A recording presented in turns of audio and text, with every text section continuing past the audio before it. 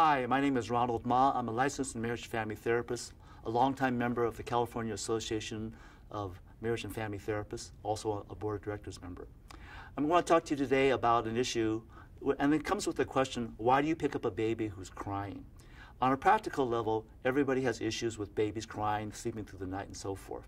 There's a practical considerations, and you need to work through that, and we're not going to dismiss that. But in working through that, you have to remember something really key. When you start answering the question, why do you pick up a baby when it's crying? Well, one of the reasons you pick up a baby who's crying is that the baby will bug the heck out of you when they're crying. The baby's voice and tone is designed to bother you and draw attention to itself, because babies are very helpless, so they need the practical things. But essentially what happens is that the reason you need to pick up a baby when it's crying is not just because of the functional practical needs, but of something else that's very important. And it comes from the fact that babies do not know how to self-soothe. And because babies don't know how to self-soothe, the cry of distress will morph into a cry of despair. And that will institute a whole range of physiological symptoms and reactions that are not healthy for a baby if it continues in this place of despair. So you pick up a baby and three things happen. And three things happen that are very important. First of all, as you pick up the baby, you rock the baby, hold the baby, and so forth. You soothe the baby.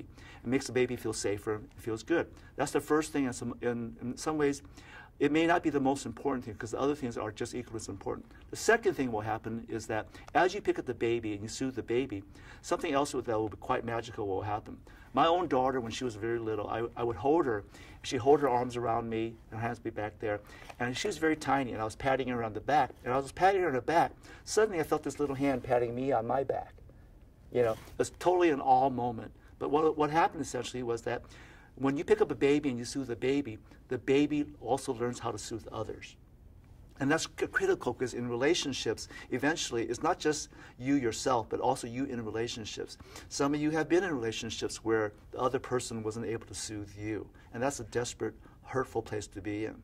The third thing that happens, which may be the most important thing, is that eventually as you soothe the baby will noogie itself, will touch itself, will rock itself, will talk to and sing to itself in your tone in baby language. In other words, the third thing that happens is babies learn how to self-soothe. And babies that learn how to self-soothe it's very important for them to learn how to do that.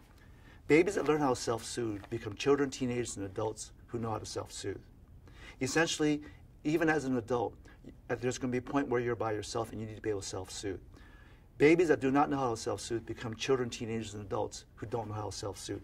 Children who do not know how to self-soothe will act out. They'll act out to get the third cousins twice removed of attention because they would rather be validated, but negative attention is the best they can get. When that happens, you need to respond to them. Respond to discipline in terms of fitting in the community, doing well, and so forth. But you also need to respond to the deeper needs of soothing because they do need to be soothed. They need to be validated that they're important. Babies that don't learn how to self-soothe become teenagers and adults who don't know how to self-soothe. Teenagers and adults who don't know how to self-soothe will self-soothe, but they'll self-soothe possibly with alcohol, drugs, cutting, any number of dysfunctional, dangerous behaviors.